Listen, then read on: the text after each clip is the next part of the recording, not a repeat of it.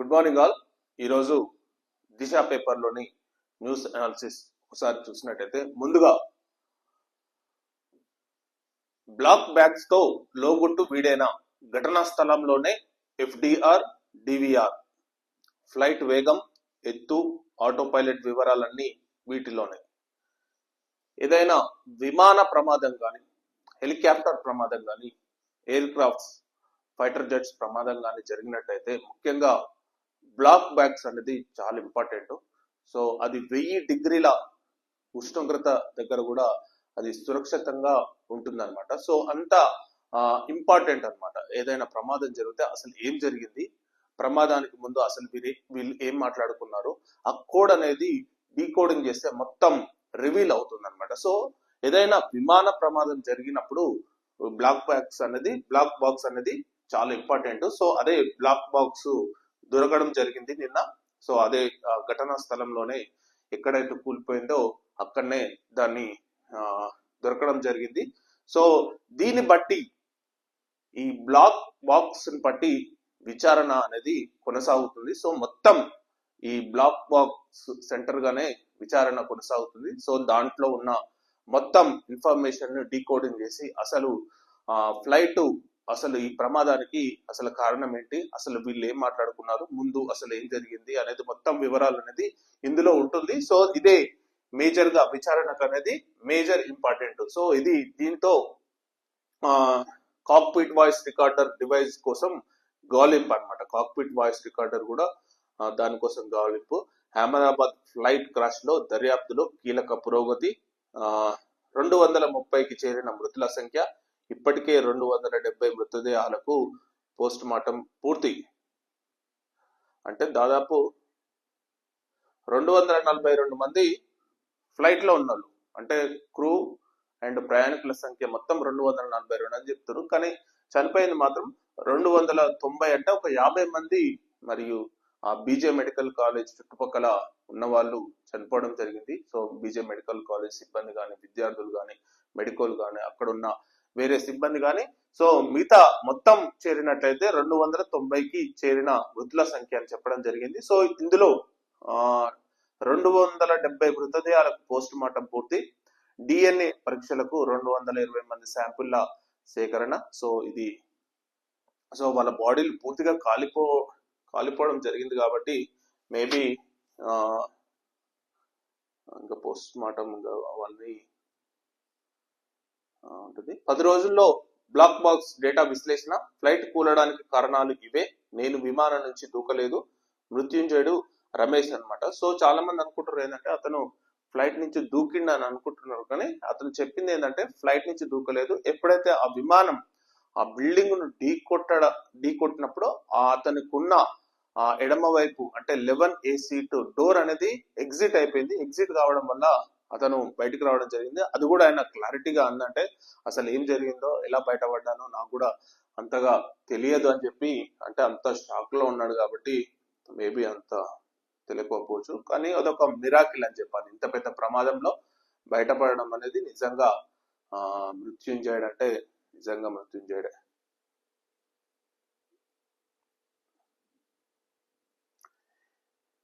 రంగంలోకి దిగనున్న యూకే బృందం. Flight crash పై భారత దర్యాప్తు సంస్థలకు సహకరిస్తాం. ఘటనపై తీవ్ర సంతాపం. బ్రిటన్ ప్రధాని కీర్ స్టార్మర్. ముఖ్యంగా ఇందులో ఎవరైతే ఈ ప్రమాదంలో చనిపోయారో అందులో 53 మంది బ్రిటన్ జాతీయస్తులు ఉన్నారనమాట. సో బ్రిటన్ యాక్చువల్లీ ఈ ఫ్లైట్ లండన్ కి వెళ్లాల్సింది, అహ్మదాబాద్ నుంచి లండన్ కి వెళ్లాల్సింది. సో అందులో చాలా మంది బ్రిటన్ కి చెందిన వాళ్ళు ఉండడం వల్ల యూకే కూడా ఒక దర్యాప్తు సంస్థను భారతదేశానికి పంపుతుంది. సో ఈ దర్యాప్తు సంస్థ పూర్తిగా భారతదేశ దర్యాప్తు సంస్థలతో కలిసి పనిచేస్తుందని చెప్పి Britain prime minister Keir Starmer చెప్పడం జరిగింది. సో ఇదే ఇక్కడ ఇవ్వడం జరిగింది. నెక్స్ట్, బోయింగ్ విమానాలన్నీ తనిఖీ చేయండి, భద్రతా ప్రమాణాలపై రిపోర్ట్ ఇవ్వండి. 15వ తేదీ రాత్రి 12 గంటల తర్వాత ఒక్కసారైనా విమానం తనిఖీ జరగాలి. ఎయిర్ ఇండియాకు డీజీసీఏ ఆదేశాలు. సో ఇది బోయింగ్ విమానాలు ఏవైతే ఎయిర్ ఇండియా దగ్గర బోయింగ్ 787 డ్రీమ్ లైనర్ విమానాలు ఇవి ఎయిర్ ఇండియా దగ్గర ఉన్నాయి. సో ఈ 3 మోడల్స్ ఉన్నాయన్నమాట. సో మొత్తం మీద బోయింగ్ విమానాలన్నీ తనిఖీ చేయండి అని చెప్పి మరియు డిజిసిఏ వాళ్ళకు ఎయిర్ ఇండియాకు ఆదేశాలు ఇవ్వడం జరిగింది. సో ఇప్పటి నుంచి అసలు ఆ 787 అయితే అసలు నిషేధించడం జరిగింది. ఇప్పుడు ఏదైతే dream liner Boeing 787 dream liner లో ఇక్కడ నుంచి భారతదేశంలో తిప్పడానికి వీల్లేదని చెప్పి చెప్పడం జరిగింది. సో ఇదే మనం ఇక్కడ చూడొచ్చు. నెక్స్ట్ ఏబి పాండ్యా కమిటీకి బ్రేక్, ఇంకా ప్రభుత్వం వద్దే పెండింగ్ లో ఫైలు, 20 రోజుల క్రితమే సర్కార్ చేరిన జాబితా, ప్రాసెస్ ఆగిపోవడంలో ఆంతర్యం ఏమిటి? సో ఏబి పాండ్యా కమిటీలు ప్రజెంట్ గా రాష్ట్రంలో మాత్రం చాలా ఉన్నాయి. సో ఏబి పాండ్యా కమిటీ ముఖ్య ఏంటంటే మేడిగడ్డ పునరుద్ధరణ.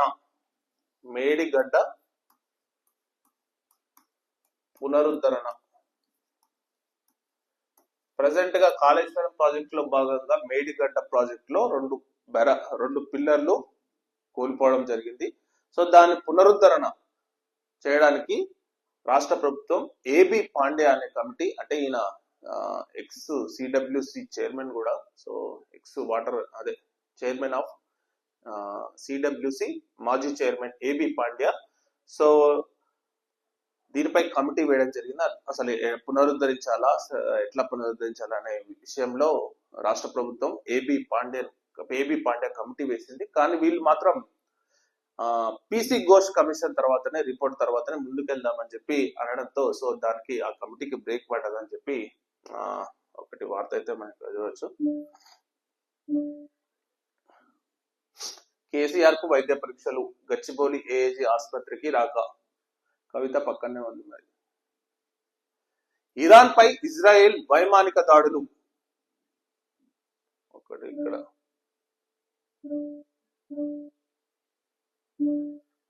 ఇరాన్ పై ఇజ్రాయెల్ వైమానిక దాడులు, అణు కేంద్రాలు, మిలిటరీ స్థావరాలే టార్గెట్, ఐఆర్జీసీ సంస్థ ఉన్నతాధికారి ఆర్మీ చీఫ్ హతం, పలువురు ఆర్మీ కమాండర్లు, 6 అణు సైంటిస్టులు కూడా హతం అవ్వడం జరిగింది. ముఖ్యంగా నిన్న ఇజ్రాయెల్ ఇరాన్ పై డైరెక్ట్ దాడి, ఆపరేషన్ రైజింగ్ లయన్ అనే పేరుతో దాడి చేయడం మొదలుపెట్టింది. ముఖ్యంగా ఫైటర్ జెట్స్ తో బీభత్సకరమైన టెహరాన్ ఇరాన్ లోని పలు నగరాలలో దాడులు చేయడం మొదలుపెట్టింది. సో ముఖ్యంగా ఈ దాడిలో ఆర్మీ చీఫ్, ఆర్మీ కమాండర్లు, అణు సైంటిస్టులు చనిపోయారు. సో ముఖ్యంగా ఈ దాడి చేయడానికి కారణం ఏంటంటే ఇరాన్ అణు బాంబు తయారు చేస్తుంది అనే దాంతో వీళ్ళు దాడి చేయడం జరిగింది. ఎందుకంటే ఇరాన్ కు ఇజ్రాయెల్ కు పెద్ద శత్రుత్వం ఉంది. ముఖ్యంగా ఇరానే ఈ గాజాలోని హమాస్ నడిపిస్తుందని చెప్పి ప్లస్ హౌతీ రెబల్స్, సో యోమన్ లో ఇట్లాంటి చుట్టుపక్కల ఇజ్రాయెల్ కున్న చుట్టుపక్కల దేశాలలో మొత్తం వీళ్ళ రెబల్స్ ను ఇరానే ఫండింగ్ ఇచ్చి వాళ్ళను టెర్రరిజం గా నడిపిస్తుందని చెప్పి ఇజ్రాయెల్ యొక్క వాదన. సో ఈ వాదనతో వాళ్ళు ఇంకా ఇరాన్ అణుబాంబు కూడా తయారు చేస్తుంది అన్న నెపంతోనే వీళ్ళు దాడి చేయడం జరిగింది. దీనికి ప్రతిస్పందన కూడా ఇజ్రాయెల్ పై ఇరాన్ క్షిపణి దాడి చేసింది. బాలిస్టిక్ మిసైల్, వందలాది డ్రోన్లతో అటాక్ అడ్డుకోలేకపోయినా ఐరన్ జెరూసలం, టెల్ అవీవ్ పై పేలిన క్షిపణులు. సో రిటర్న్ గా ఇరాన్ కూడా దాడి చేయడం జరిగింది. సో ముఖ్యంగా ఈ దాడుల ఈ దాడుల నేపథ్యంలో ముఖ్యంగా బంగారం రేట్ అనేది ఆల్ టైమ్ హైక్ గా రీచ్ కావడం జరిగింది. క్రూడ్ ఆయిల్ ధర కూడా హైక్ కావడం జరిగింది. ఎందుకంటే ఇరాన్ అనేది మేజర్ గా క్రూడ్ ఆయిల్ డిపెండెంట్ కాబట్టి, క్రూడ్ ఆయిల్ ఇస్తుంది కాబట్టి, సో క్రూడ్ ఆయిల్ ప్లస్ బంగారం అనేది ఆల్ టైమ్ హైగా రీచ్ కావడం జరిగింది అనమాట. సో ఇది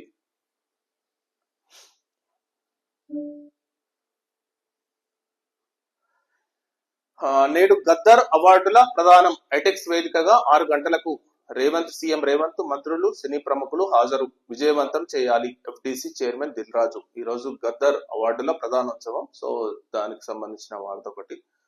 నెక్స్ట్, ప్రతి విద్యార్థికి నాణ్యమైన విద్య అందాలి, అందుకు ఎంత ఎంత ఖర్చు అయినా వెనకడం. రాష్ట్రంలో కొత్తగా 571 పాఠశాలలు, 20 మంది కన్నా ఎక్కువ పిల్లలున్న ప్రాంతాలే లక్ష్యం. గ్రామీణ పట్టణాలలో ఈ ఏడాది నుంచే ప్రారంభం. సో విద్య గురించి మరియు ఇక్కడ ఇవ్వడం జరిగింది.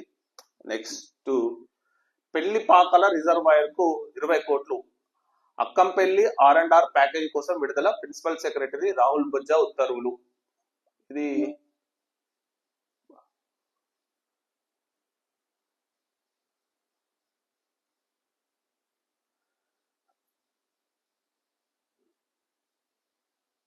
పెళ్లిపాకల రిజర్వాయర్, ఇది ముఖ్యంగా దేవరకొండ కాన్స్టిట్యున్సీ లో ఉంటుంది.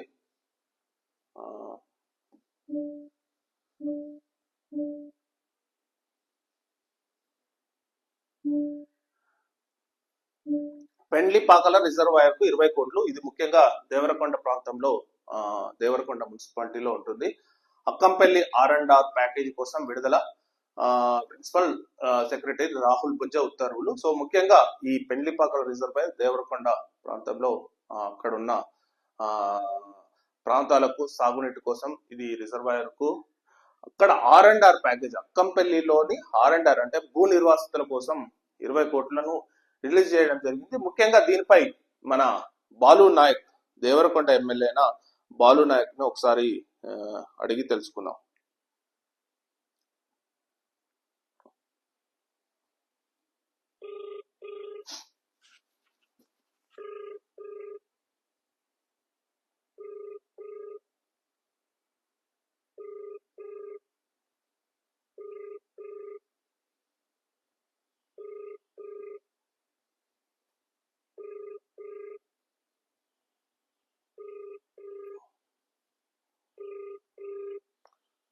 ముఖ్యంగా ఇది ఏదుల రిజర్వాయర్ కూడా అనుమతులు రావడం జరిగింది, పెండ్లిపాక రిజర్వాయర్ కూడా అనుమతులు రావడం జరిగింది. సో ముఖ్యంగా ఎనీవే ఇది ముఖ్యంగా నల్లగొండ డిస్టిక్, ఉమ్మడి నల్లగొండ డిస్టిక్ చాలా ఇంపార్టెంట్. సో దీనిపై నిజంగా రావడం అనేది, రిలీజ్ చేయడం అనేది చాలా మంచి విషయం.